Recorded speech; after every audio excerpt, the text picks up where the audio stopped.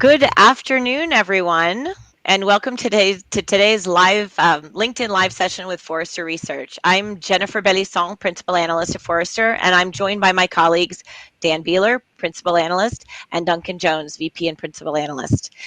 Today we'll be discussing our latest research on tech spending in the UK, France, and Germany. And before we start, I just want to let everyone know that if you have any thoughts or questions, please use the comment functionality on your screen. We'd love to have your feedback, your thoughts on what's going on wherever you are. So what do we expect from tech spending in Europe? I'll start with just a quick overview of the forecast itself. We all know that all three economies in Europe have been pushed into recession, and as a result, tech purchases are expected to drop precipitously. But the question is how big and how long lasting these downturns will be, and that depends on two scenarios that we see playing out. The first one has a relatively short 2-quarter recession lasting through Q3 with a recovery starting in Q4 of this year. And that would result in tech purchases in France, Germany, and the UK falling by about 5 to 7%, with a small recovery of 4 to 6% in 2021. Now, the second scenario, scenario B, has a longer recession that would last into 2021 with deeper tech downturns in all three countries and almost no growth in 2021. Which one will play out?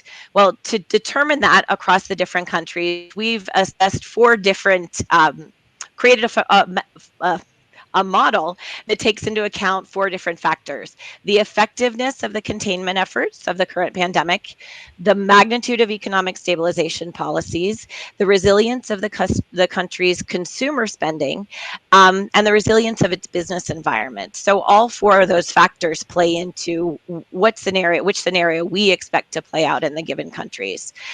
Now, in terms of the three, we see France as falling really in the middle there. It is a little bit better off than the UK in terms of the scenarios, a little bit worse off than Germany in terms of which one it will go. Forrester gives France a 50% chance of scenario A with a 40% chance of scenario B. And why is that?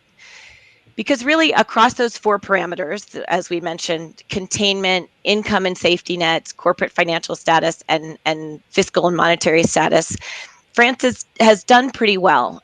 For those who followed what's been going on in France, the containment efforts included a pretty significant tight lockdown. And the stabilization efforts really came through to offer quite a bit of assistance, particularly payroll assistance um, to help companies that were impacted maintain their payrolls, keep people on, and continue to pay them to keep up consumer spending as well. A lot of those efforts have continued and are even extended with some significant support for seasonal enterprises, tourism, hotels. As I mentioned earlier with my colleagues, equestrian and pony clubs was one in particular. And some new support has been offered for artisans and independents as well. Now, how that plays out in tech spending, we see some of the biggest downturns in computer and peripheral equipment, tech consulting services, tech outsourcing, particularly in 2020, with a rebound particularly in scenario A, which is the scenario that we're expecting to see for France. We'll see a rebound in communications equipment and tech consulting services in 2021. And as part of that, one of the areas that I spend a lot of time looking at is the role of, or how companies are investing in data and analytics. And one of the things that we've seen is that we all know consumer behavior is changing significantly. Old patterns no longer hold, and companies are increasingly or urgently looking for new data sources, new ways of using their data, even real-time data, to identify patterns and to be able to predict what consumers will need and want, and be able to personalize many of their offers to them.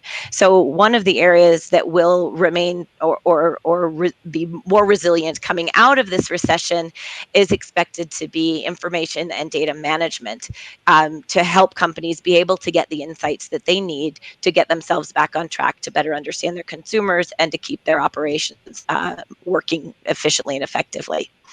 Now that was a lot, but in order to cover all we want to cover, I'm going to pass this over to Dan to talk about Germany.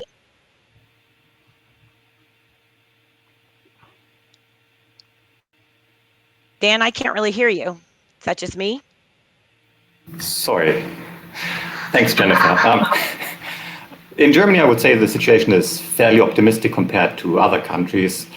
The situation in terms of the healthcare situation got under control fairly early. There was a fairly strict lockdown and people adhered to it pretty much all along. Nowadays, they are much freer than in other countries to go about. Many people are going back to the office already, and there are parties out in the parks and so on. So people are allowed to mingle quite a bit, and this is reflected in the general sentiment of the population. So people go back to shops, people go back to work, and this is reflected in statistics like the IFO Institute. They just released some interesting findings where the business sentiment in retail, in manufacturing, and in construction and other sectors is actually really bouncing back. It looks potentially as if recovery later this year could really start to happen in real terms and in economic terms, not just the sentiment terms.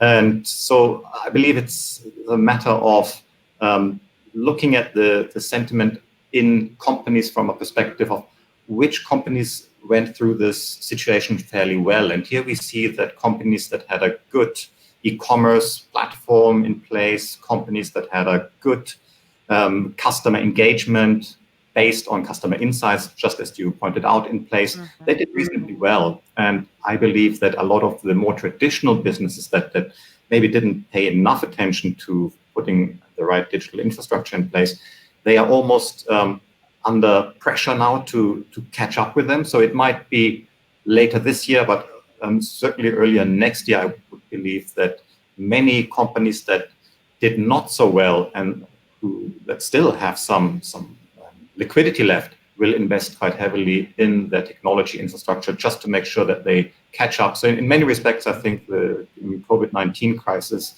is a wake-up call for sometimes a lethargic kind of industry. And I'm fairly optimistic that Germany will come out of it fairly strongly. It's a strange way to say, but I think it was overall a fairly good push for the industry overall to get their gears in shape. I think that your comment about a wake-up call is accurate. I mean, I think that that's something that we've seen here in France as well. Lots of efforts to become more digital, lots of efforts to take advantage of e-commerce infrastructure that's there and available to them. That's one of the reasons why we expect to see tech consulting rebound. When we see a rebound, is companies are increasingly needing help in figuring out how to take advantage of those opportunities. Duncan, maybe if I can just add one more, Simon. One thing that helps definitely is the government framework for short-term labor. People are not completely panicky about losing their jobs. There is some protection, so they feel fairly good about going out again and spending some money. I think this is something that should not be underestimated. Also, there's some big tech budget for 5G, for instance, that will help support building a modern network infrastructure for the telecom space. 5 billion euros, for instance, in 5G alone. Absolutely, and the payroll support is something that we've seen as a big difference between the European countries and in the US, for example. Duncan, I'd love to hear your thoughts on the other side of the pond, at least the closest side of the other side of the pond. What do you see in the UK? I think we have a lot of uncertainty in the UK about the level of COVID. Is it going down? Is it rising slowly, or is it kind of stabilized? And that's clearly going to affect many industries, particularly sort of service, hospitality, and so on. But I think financial services is a big part of our economy that's more robust. Maybe the support to financial services will be the ones that suffer. In terms of tech spending, companies are finding that there's a lot of their tech budget that they just can't stop, or they're finding it quite difficult to stop. They've still got to replace hardware. They've still got to have maintenance of systems, SaaS contracts, software maintenance, mainframe fees and things. There's a lot of tech spending that is not movable, and therefore the focus where people have to cut costs is maybe taking a fresh look at stuff that could be perceived as a luxury that they can do without it, if not forever, at least for 12 months. And where there is investment, where there should be investment, the smart companies are saying we're going to face a very competitive environment going forward. So we need to be investing in things that help our competitive position, like understanding customer behaviors, as you mentioned, Jennifer, but just the e-commerce front end, as you mentioned, Dan, but all the stuff behind it as well. The digital operations of linking the supply chain to the demand when demand is volatile, having the right stuff, being more agile. Smart companies are going to invest in that, because if they don't, as the economy recovers, they'll be left behind and they will be in a lot of trouble. So that's, I think, why we're forecasting tech spending being down, a small amount, but not really plummeting as you might imagine it would. So that's interesting. It sounds like, on the one hand, some of these fixed contracts, whether it's maintenance or whether it's a SaaS contract where they're paying regularly, those contracts are going to tie them into some of that business as usual spending. But then the competitive environment is going to is going to maintain a more robustness in project-based spending or discretionary spending. Does that sound right? Yeah, if there's a clear ROI and there's a clear payback, I mean, maybe people will invest in technologies that save employee costs, like digitalization and eliminating documents, or maybe they'll drop things like advertising and marketing stuff where they're not locked into a contract and the return isn't quite as obvious short term. We're helping a lot of clients identify where is the budget that can be cut with the least amount of pain. It's not like there's a huge amount of fat there, but there are things that you can defer or you can drop with less pain than others. Right. Do you see some changes in business models, in ways in which they'll, a little more creativity in how they'll structure a new project, for example, in order to give them a little bit more flexibility going forward? There's certainly where software and technology and service companies have a strong balance sheet, they can help the client invest by having more of a deferred payment or just even outcome-based, right, milestone-based payment on results that allows companies that have confidence in their long-term future, but just a short-term cash issue, they can still invest if the technology providers is supporting that. Yeah, in this context, Jennifer, what's quite interesting, what we see in Germany is that a lot of the manufacturing firms are actually looking at the subscription business model as a way forward to, in a way, help their customers stretch the time it takes to pay for access to products, to business outcomes, and they can move into a business model where they have a more reliable revenue flow over the next few years. So instead of buying an air compressor, they're buying the compressed air, or those examples of shifting to a more consumption-based product. That makes sense. This has a knock-on effect on the technology budgets, because you can't move into this kind of business model without spending on technology to track exactly what are these machines doing, how they're being used, and so on. Right. So we talked a little bit about changing consumer demand. One of the other things that we've obviously all recognized, and you can see this by our backgrounds here, is that there are many more people working from home. And Dan, you and I have talked about this in terms of what does that mean for a company's investment in communications infrastructure and the capabilities, what's required to allow their employees to work from home. Is that, is that something that you're seeing as a long-term knock-on effect that people, in Germany will continue to work from home? I do believe so. Germany was fairly flexible already, but now a huge proportion of the population was forced to work from home, and it's working basically.